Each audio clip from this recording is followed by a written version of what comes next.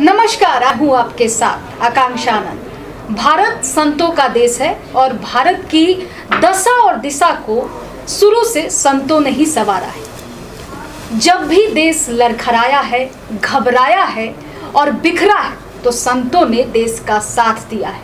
आज जो देश की मजबूती है वो संतों के बदौलत ही है।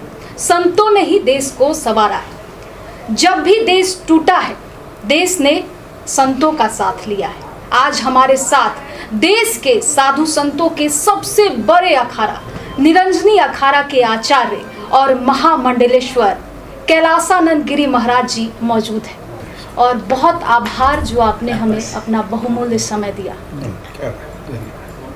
स्वामी जी, सबसे पहला सवाल, भारत की वर्तमान दशा और दिशा अभी सही चल रही है संतों के मुताबिक? देखो, भारतीय संस्कृति में जी सनातन धर्मावलंबी जो लोग हैं, जो धर्म को मानने वाले हैं, परंपराओं को मानने वाले हैं, जी नीति निष्ठा और नियम को मानने वाले लोग हैं, जी उनको लगता है कि हमारा धर्म सदैव ऊंचा रहे, हमारा धर्म, हमारी परंपरा और हमारा राष्ट्र कभी झुक ना पाए, हमारा राष्ट्र ध्वज कभी ना झुक पाए। जी देश की वर्तमान परिस्थिति में अराजकता को देखते हुए जो धार्मिक सत्ता भारतीय संस्कृति में आई, जी उससे हमें लग रहा है कि एक दशक से कम जी समय से धर्म को और देश को एक बढ़ावा मिला है। जी इसमें तो किसी प्रकार का किसी को कोई संदेह नहीं होगा। काशी विश्वनाथ मंदिर, वाराणसी, बनारस, जी निसंदेह आप गई होंगी। जी यहाँ बैठे बहुत सारे जो प्रबुद्ध लोग हैं वो भी, उसमें से भी बहुत सारे लोग गए होंगे। आज के कुछ महीने पूर्व काशी, वाराणसी, क्योंकि ऐतिहासिक नगरी है जी और विश्व पटल पर काशी का एक महत्वपूर्ण स्थान है। जी दुनिया के सभी पर्यटक काशी आते हैं, वाराणसी आते हैं, जी दुनिया के। आज काशी की जो भौगोलिक स्थिति है, मुझे लगता है भारत की सबसे अच्छी स्थिति में काशी की स्थिति है। जी केदारनाथ जी, क्योंकि दुनिया के सभी लोग केदारनाथ जी को जानते हैं। केदारनाथ जी में जो आपदा आई 2013, 16 जून 2013 में जो आपदा आई, जी उस आपदा में केदारनाथ जी का लगभग सब कुछ समाप्त हुआ मंदिर को छोड़कर। जी पर वर्तमान सरकार ने और आध्यात्मिक सरकार ने केदारनाथ जी की पुनर्निर्माण कराई। बद्रीनाथ जी, उससे सटे बद्रीनाथ है, क्योंकि सप्तपुरियाँ हैं। आपने जिस सवाल किया है वो सवाल इतना अच्छा है, तो उस सवाल के उत्तर में 7 पुरियाँ हैं। यहाँ बैठे सभी धार्मिक लोगों को पता होगा कि पृथ्वी पर 7 पुरी हैं। सप्तपुरियों में 7 पुरियों को मोक्ष पुरी कहा गया है। जी उसमें सबसे पहले पुरी का नाम आता है अयोध्या। क्या नाम आता है? अयोध्या।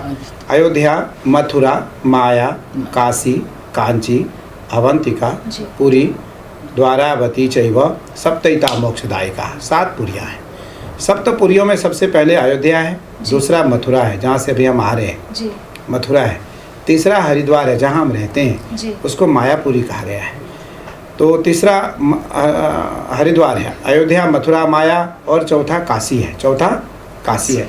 इन सप्तपुरियों में आज जो पुनर्निर्माण होने जा रहा है या हो रहा है, जी मुझे लगता है धार्मिक सरकार के सिवा, धार्मिक राजाओं के सिवा जी संभव नहीं है।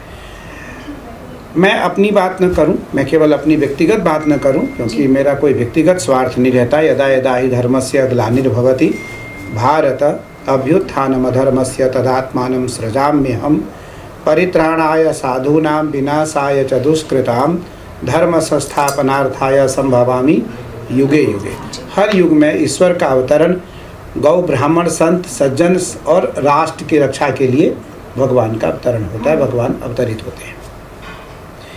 वर्तमान में जिन जिन परंपराओं को नुकसान हो रहा था, उन परंपराओं को बल मिला है, जी उन परंपराओं के प्रचारकों को बल मिला है, उन परंपराओं के नेतृत्व करने वाले लोगों को बल मिला है।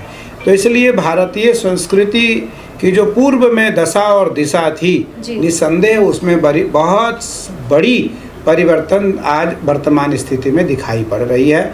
इसमें मुझे नहीं लगता है किसी को किसी प्रकार का कोई संदेह होगा। है कोई संदेह? कोई संदेह नहीं है।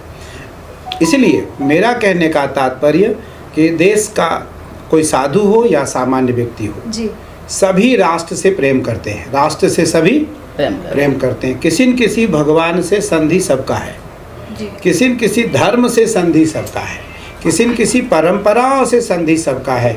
हर व्यक्ति अपनी परंपराओं का उत्थान चाहता है, हर व्यक्ति अपने धर्म का उत्थान चाहता है, और हम सभी का एक अभिप्राय होना चाहिए, हमारे राष्ट्र ध्वज कभी ना झुक पाए और राष्ट्र का उत्थान कभी न रुक पाए, कभी अच्छा स्वामी जी, अभी आपने अयोध्या की बात की। अयोध्या में अब राम मंदिर बन के तैयार है और रामलला विराजमान होंगे 2024 को, लेकिन देश में इसमें दो राय बन रहा है। कुछ लोगों का मानना है कि 2024 की रणनीति चुनाव को लेकर रामलला मंदिर बनाया जा रहा है। आपका क्या विचार है, कैसा है, मतलब रामलला मंदिर को लेकर आप क्या कहना चाहेंगे?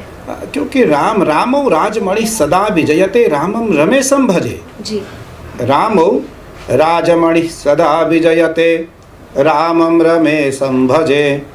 रामेणाभिहता निशाचर चमु, रामाय तस्मै नमः। रामान्नास्ति परायणं परतरं, रामस्य दासोऽस्म्यहं। रामे चित्तलयः सदा भवतु मे, भो राम माबुद्धर।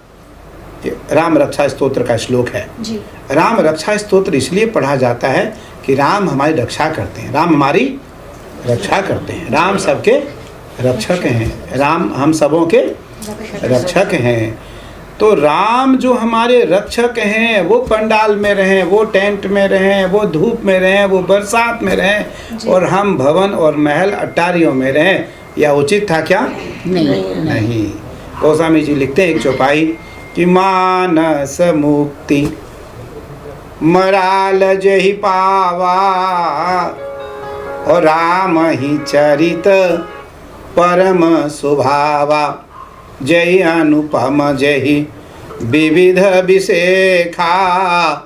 तो मुझे लगता है वो राजा बधाई के पात्र है, वो राजा धन्यवाद के पात्र है। अच्छा, राजा कौन है? बड़ी बात, क्योंकि सवाल आप तुम्हारा बहुत छोटा है पर उसका उत्तर बहुत बड़ा है, उसका तात्पर्य बहुत बड़ा है, उसका भावार्थ बहुत बड़ा है। तो हम सभी दुनिया के जितने भी सनातन धर्म को या परंपराओं को, कट्टरपंथियों को छोड़ करके, अराजक तत्वों को छोड़ करके दुनिया का कोई ऐसा प्राणी नहीं होगा जो राम मंदिर निर्माण को लेकर प्रसन्न नहीं होगा। ताली बजा दो सब लोग। कोई ऐसा व्यक्ति नहीं होगा जिसके मन से 1 रुपया का दान राम मंदिर के लिए न गया हो। सबसे पहला 11 लाख रुपया दान देने वाला तुम्हारे सामने ये साधु बैठा है। सबसे पहला सुप्रीम कोर्ट की फैसला आते ही 5 सेकंड बाद हमारे पास मीडिया आती है और हमने 11 लाख रुपया मंदिर निर्माण के लिए दिया। देश के सभी लोगों ने, जो बड़े संघ के विश्व हिंदू परिषद के लोग हैं, उन्होंने मुझसे कहा स्वामी जी आप क्यों दे रहे हो पैसे क्या ज़रूरत है? मैंने कहा आज योग लगन ग्रह वार तिथि सकल भय अनुकूल, चर अचर हर सजुत, राम जन्म सुखमूल। राम जन्म को लेकर के कौन प्रसन्न नहीं होगा? राम मंदिर का निर्माण को लेकर के कौन हिंदू, कौन सनातनी, कौन धर्म के मानने वाले, या वो जैन धर्म हो, सिख धर्म हो, या वो हिंदू धर्म हो, सनातन धर्म हो, तीनों एक है, तीनों एक है। आप इन तीनों से पूछो, तीनों के घर में दिवाली मनी होगी जिस दिन सुप्रीम कोर्ट का फैसला आया होगा। सुप्रीम कोर्ट का फैसला होगा, नहीं मनी, और जो लाइट में होगा उसने दिल में दिवाली मनाया। क्या मनाया? दिल में दिवाली मनाया, दिल में जोत जलाई। आज 500 साल से रामलला पंडाल में और टेंट में थे, आज रामलला भवन में आने जा रहे हैं। भवन में हमारे भगवान को कोई भवन में न रख करके सबसे पहले घर में एक मंदिर के लिए जगह आर्किटेक्ट को बताया जाता है, भैया यहाँ मंदिर होना चाहिए। एक सुंदर सी जगह ईशान कोण में या वायव्य कोण में, ईशान कोण और ये वायव्य कोण, ये कुबेर का कोना है और ये सूर्य का कोना है। तो ईशान कोण मंदिर का स्थान है और वायव्य कोण तिजोरी का कोना है। वहाँ घर का मालिक तिजोरी रखता है, घर का मालिक तिजोरी रखता है। जो व्यक्ति इस कोने में बाथरूम बनाता उसके घर में कभी लक्ष्मी नहीं आती। इस घर में जो व्यक्ति अपना बेडरूम बनाता उस घर में कभी शांति नहीं आती, उस घर में कभी शांति नहीं आती। इसलिए जो वास्तु विशेषज्ञ हैं उनके द्वारा घर का निर्माण कराया जाता है। और रामलला हम सभी के आराध्य हैं, हम सभी के आराध्य हैं। और रामलला का घर न बने, रामलला का भवन न बने, ये कभी किसी व्यक्ति को, किसी धर्माचार्य को, किसी सनातनियों को, किसी धर्म प्रेमी व्यक्तियों को कभी सहन नहीं होगा। इसलिए यह पूरा श्रेय किसको जाता है? भगवान राम को, आदरणीय प्रधानमंत्री नरेंद्र मोदी जी को। किसको जाता है? मोदी जी को। अच्छा स्वामी जी, देश का नेतृत्व प्रधानमंत्री नरेंद्र मोदी जी कर रहे हैं और यूपी का बागडोर मुख्यमंत्री योगी जी संभाले हुए हैं, वो भी संत है। आपका दोनों के प्रति क्या राय है? मैं 3 व्यक्ति को यहाँ इंगित करना चाहूँगा।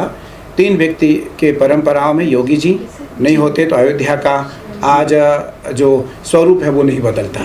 जी। पर प्रधानमंत्री जी और अमित शाह जी नहीं होते तो देश का स्वरूप नहीं बदलता, देश का स्वरूप नहीं बदलता। इसलिए धर्माचार्य जो होते हैं वो धर्म की रक्षा, हम लोग कोई राजनीति की तो है नहीं जी। हम लोग धर्माचार्य हैं, जी। हम कभी राजनीति में आएंगे नहीं जी। कभी राजनीति से किसी प्रकार का कोई पद, किसी प्रकार की कोई वस्तु स्वीकार नहीं करेंगे। लेकिन जितने भी राजनीति के लोग हैं उन्हें आशीर्वाद तो जरूर देंगे। और आशीर्वाद किसको देंगे? जो धर्म को मानेगा, धर्म को बढ़ावा देगा, हमारी बेटी रोटी चोटी की रक्षा करेगा, हमारी बेटी रोटी और चोटी की रक्षा करेगा, हमारी शिक्षा दीक्षा और भिक्षा की रक्षा करेगा, हमारा आहार विहार व्यवहार की रक्षा में जिसका योगदान रहेगा हम उसी की रक्षा करेंगे, हम उसी का समर्थन करेंगे, हम उसी को आशीर्वाद देंगे। अच्छा, आपको लगता है स्वामी जी कि भारत हिंदू राष्ट्र बन सकता है पूरी तरीके से? बन सकता है, क्या बात कर रही हो आप? भारत तो भारत है, भारत तो भारत है। संकल्प लेते हैं, मैं आचार्य हूँ, मैं संकल्प बोलता हूँ आपको। हरि ओम विष्णु श्रीमद् भगवतो महापुरुषस्य विष्णुराज्ञया प्रवर्तमानस्य अद्य श्री ब्रह्मणो अनिधूत्य परार्धे श्री श्वेतवाराह कल्पै वैवस्वत मन्वन्तरे अष्टाविंशतितमे कलियुगे कलि प्रथम चरणे जम्बूद्वीपे भरतखंडे। क्या बोलते हैं? तो हम तो पहले से ही भारत में रहते हैं। यहाँ तो केवल भारत की रक्षा करने वालों को रहने का अधिकार है, रहने का अधिकार है। ये हिंदू राष्ट्र था, है और रहेगा, सनातनी परंपरा है। लेकिन स्वामी जी, भारत धर्मनिरपेक्ष, अभी हाल ही में यूपी में एक एनकाउंटर हुआ था, ओवैसी का एक बयान आया था कि योगी सरकार जो है वो मुस्लिमों को टारगेट कर रही है। इसलिए मैंने आपको कहा कि क्या पूरी तरीके से भारत हिंदू राष्ट्र बन सकता है या नहीं? देखो, मैं उस विषय पर जाना नहीं चाहूँगा क्योंकि वो सरकार का विषय है और प्रशासन का विषय है। और किसका अंत हुआ वो विषय इसलिए महत्वपूर्ण नहीं है क्योंकि जो अंत करने वाला प्राणी है उसका अंत होता ही है, उसका अंत होता ही है। उसने हजारों सैकड़ों लोगों का दिशा और दशा बदला, उसको कुमार्ग पे लेकर गया। मुझे लगता है कि अराजक तत्व के जो लोग हैं वो अराजकता के कारण ही उसकी मृत्यु होती है। जो गोली से दूसरों को मारता है वो गोली से ही मरता है, गोली से ही मरता, वो कभी बोली से नहीं मरता, वो कभी बोली से नहीं मरता, वो किससे मरता? गोली से। इसलिए उसमें योगी जी और सरकार, अन्य किसी व्यक्ति का कोई अधिकार नहीं था, ना ही किसी प्रकार उनका कोई दायित्व है। वो जिस तरीके से उसने अन्य लोगों को मारा उस तरीके से उसकी मृत्यु हुई। उसमें देखो, कोई परंपरा जातिवाद की नहीं आती है, कोई परंपरा किसी व्यक्ति से संबंधी होता है। मुख्यमंत्री तो उत्तर प्रदेश के मुख्यमंत्री हैं, सबके मुख्यमंत्री हैं। प्रधानमंत्री पूरे भारत के प्रधानमंत्री हैं, सबके प्रधानमंत्री हैं, वो किसी एक व्यक्ति के प्रधानमंत्री नहीं है। लेकिन जो राष्ट्र विरोधी होगा, जो राष्ट्र विरोधी होगा, जो कर्तव्य विरोधी होगा, जो राष्ट्र रक्षा को लेकर के अन्याय करेगा, निस्संदेह राष्ट्र में वो रहने के योग्य भी नहीं है और वो दंड के योग्य है, दंड के योग्य है। स्वामी जी, पहले के मुताबिक साधु संतों के प्रति और धर्मों के प्रति लोगों की जागरूकता बढ़ी है या नहीं? बढ़ी है, बिल्कुल बढ़ी है। मैंने कहा एक दशक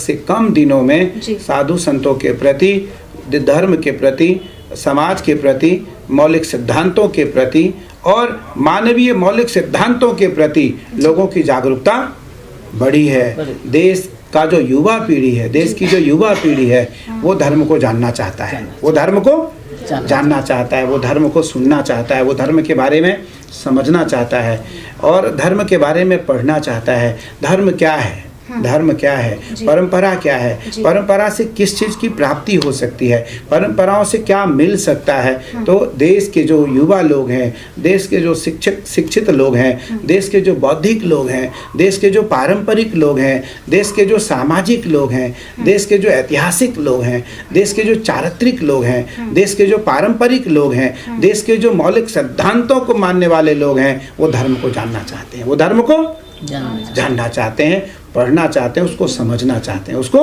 समझना चाहते हैं, फिर उसे मानना चाहते हैं, फिर उसे, क्योंकि सबसे मुझे लगता है कि भारतीय परंपराओं में सबसे महत्वपूर्ण यदि कोई चीज़ है तो वो धर्म है।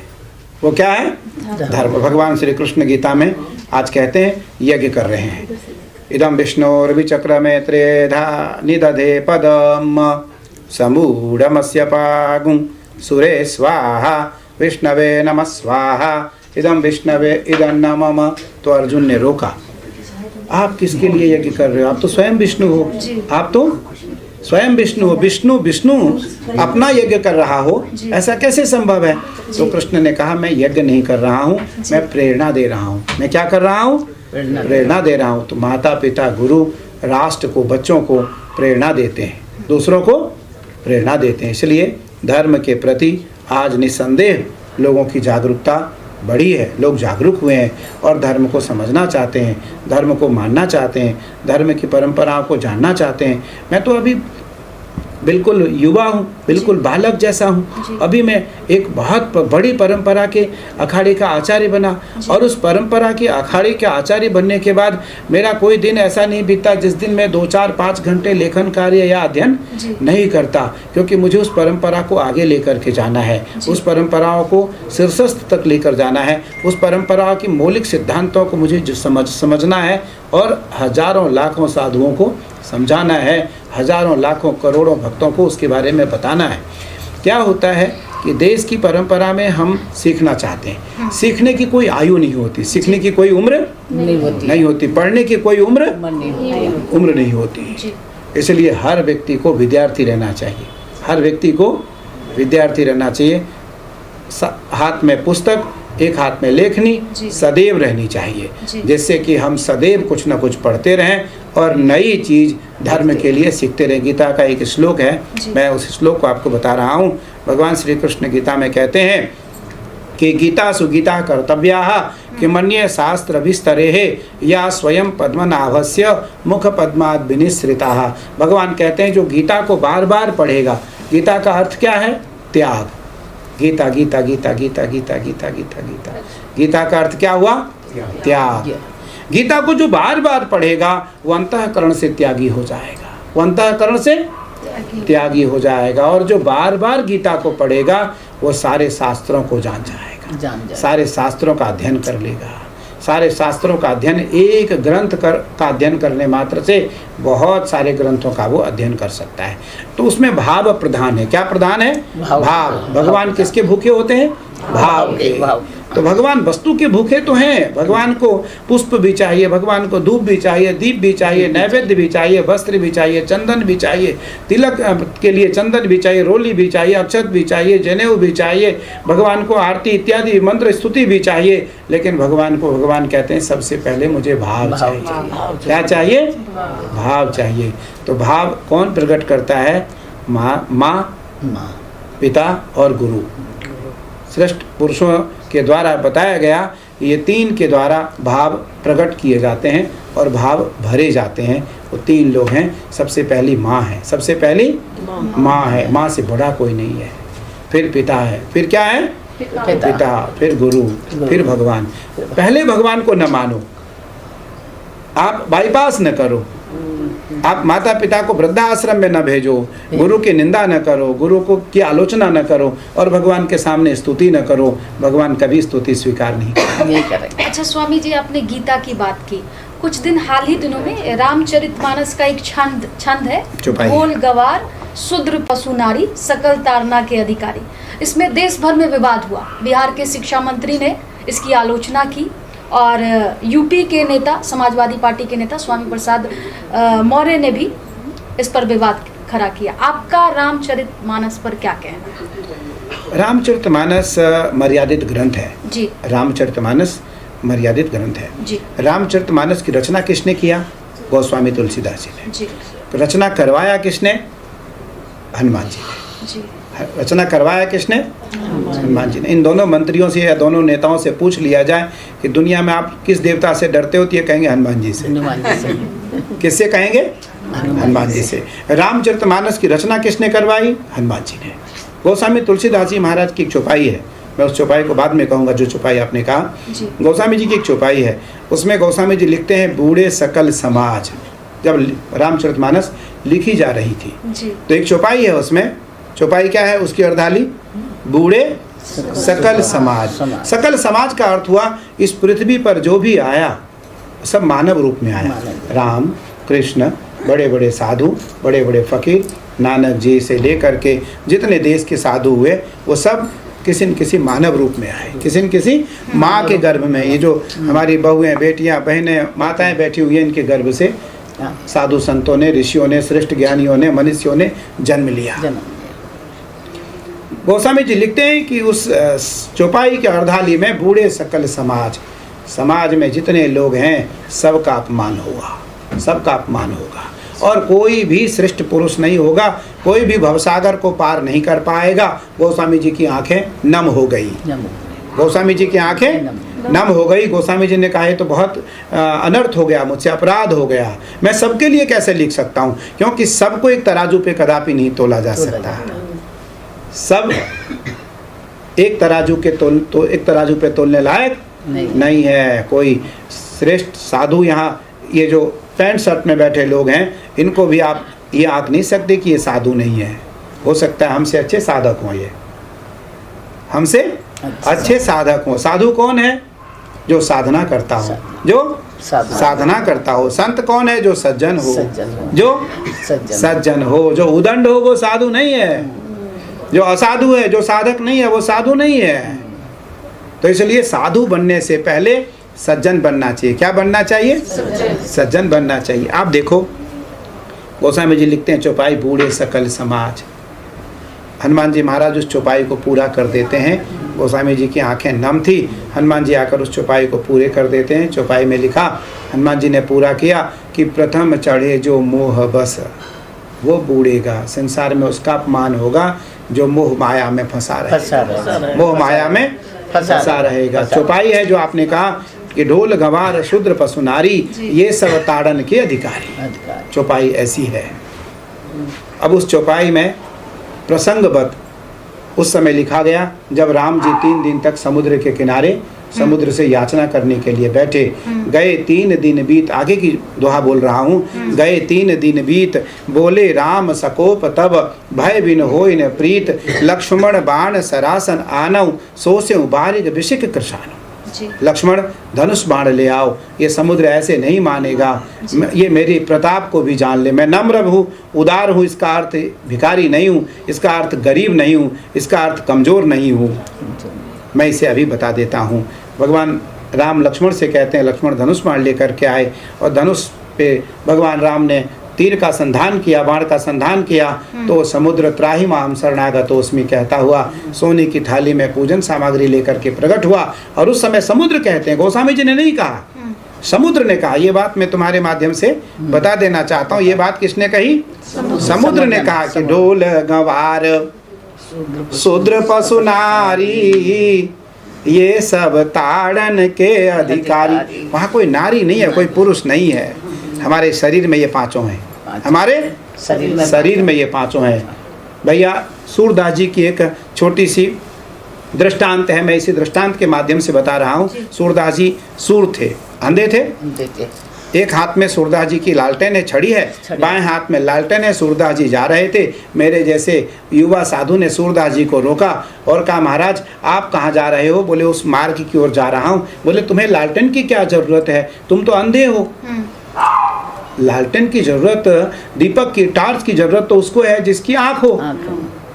तो बोले तुम्हें लालटेन की क्या जरूरत है? बोले तुम्हारे लिए है कैलाश आनंद, ये लालटेन किसके लिए है? तुम्हारे लिए। बोले मेरे लिए? मैंने पूछा मेरे लिए क्यों? बोले अंधा आदमी तो बड़ा सावधानी से चलता है, आंख वाला कहीं भी टकरा जाता है, आंख वाला सब जगह टकरा जाता है, कहीं भी टकरा जाता है। तो आंख जो है हमारी, उसको शूद्र की उपाधि दी गई, मन जो है हमारा, उसको नारी की उपाधि दी गई। तो इस समय गोस्वामी जी कहते हैं ढोल गवार, और हमारा जो विवेक है उसको ढोल कहा गया। विवेक जो है, अब ये सुंदर सी जवान, अभी हम प्रवचन कर रहे हैं, हाँ, सबको अच्छा लग रहा है, मैं गाली देने लगूं क्या होगा? 2 सेकंड में यहाँ का माहौल बदल जाएगा, यहाँ का माहौल। तो ये क्या है? ढोल है। ये क्या है? ढोल है। बुद्धि गंवार है, बुद्धि गंवार है। बुद्धि नासात प्रणश्यति, बुद्धि नासात प्रणश्यति। गीता में भगवान कहते हैं जिस व्यक्ति के बुद्धि का विनाश होता है उसका विनाश हो जाता है। तो इसलिए ढोल गवार शूद्र पशु नारी, ये सब ताड़न के अधिकारी। और ये ताड़न किसका? ताड़ने का मत मारना नहीं हुआ जी, ताड़ने का मत मतलब मारना नहीं हुआ। ताड़ने का मतलब हुआ थोड़ा थोड़ा उसे दंडित करते रहो, उसको थोड़ा थोड़ा संवारते रहो। वो किससे? राम नाम रूपी कोड़े से, राम नाम रूपी कोड़े से, ग्रंथ रूपी ज्ञान से, जप रूपी साधना से, मंत्र रूपी विज्ञान से उसको धीरे धीरे शांत करते रहो। नहीं तो मन की तरंग मार लो, बस हो गया भजन। आदत बुरी सुधार लो, बस हो गया भजन। आए हो तुम कहाँ से और जा रहे कहाँ हो, जरा दिल से विचार लो, बस हो गया भजन। भजन क्या है? हम ये दिन भर माला जपते रहते हैं, तो इसका अर्थ क्या है? हमें सिद्धि चाहिए? नहीं, हम अजप अजप कर रहे हैं, मन की गति को मार रहे हैं, जिससे किसी भी समय मेरा प्राण जब निकलना हो तो हमारे मुख से ओम नमः शिवाय निकले। क्या निकले? ओम नमः शिवाय निकले। उस समय मुझे मेरे मन से कोई धन संपत्ति का भाव न निकले। तो इसलिए किसी महापुरुष ने कहा कि मन की तरंग मार लो, बस हो गया भजन। आदत बुरी सुधार लो, बस हो गया भजन। आए हो तुम कहाँ से और जा रहे कहाँ हो, आए हो तुम कहाँ से और जा रहे कहाँ हो। दिल से, मन से मत पूछना, मन गलत बताएगा। जरा दिल से तो विचार लो, बस हो गया भजन। तो मन की, किसी महापुरुष ने कहा कि माला फेरत जुग गया, गया न मन का फेर, कर का मन का डार दे, मन का फेर।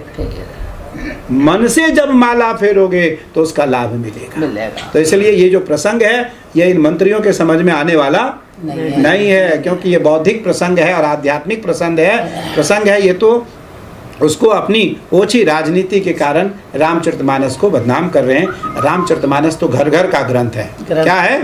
घर घर का ग्रंथ है, मर्यादित ग्रंथ है। और रामचरितमानस को जिसने मंत्र महामुनि विषय ब्याल के, मैं इसी चौपाई में अपनी बात को खत्म करूंगा। मंत्र महामुनि विषय ब्याल के, मैटत कठिन कुअंक भाल के। रामचरितमानस की हर चौपाई मंत्र है, हर चौपाई मंत्र है। जो श्रद्धा से जपेगा उसे उस चीज की प्राप्ति होगी जिसकी कामना रहेगा, जिसकी। अच्छा, एक आखिरी सवाल, क्योंकि आप संत हैं तो धर्म से जुड़ा सवाल तो पूछना जायज़ है, लेकिन एक राजनीतिक सवाल कि 2024 में किसकी सरकार आएगी? आप देखो, मैं इतने देर से कह रहा हूँ, आपको अब तक समझ लेना चाहिए किसकी सरकार चाहिए। किसकी सरकार? देश को धार्मिक सरकार चाहिए। क्या चाहिए? धार्मिक सरकार चाहिए। देश को अराजक सरकार नहीं चाहिए जो अराजक तत्व को बढ़ावा दे। तो इसलिए देश में साधु संत हो या यहाँ जितने लोग बैठे हों, मुझे लगता है वो किसी भी पार्टी से संबंधित हो, लेकिन उनके मन में धर्म सबसे पहला हो। धर्म क्या होगा? सबसे पहले। ठीक है, आप लोग किसी को, यहाँ पे जितने लोग बैठे हैं, अभी का जो वक्त है सब भागा दौड़ी में व्यस्त रहते हैं, तो युवा पीढ़ी को, यहाँ पे बैठे लोगों को आप क्या संदेश देंगे कि वो धर्म की रक्षा कैसे करें? मैंने कहा युवा पीढ़ी को अपने माता पिता गुरु के प्रति आदर होना चाहिए, और माता पिता का काम है कि युवाओं को सतमार्ग पे ले जाने की प्रेरणा देते रहना चाहिए। हमने कहा सबसे पहली गुरु कौन है जीवन में? माँ। फिर दूसरा कौन है? पिता। तीसरा कौन है? गुरु। चौथा कौन है? भगवान। निसंदेह इन चार से जो गुजरेगा वो श्रेष्ठ बनेगा। वो श्रेष्ठ बनेगा। इस 4 से जो नहीं गुजरेगा वो कदापि श्रेष्ठ नहीं। धन्यवाद स्वामी जी।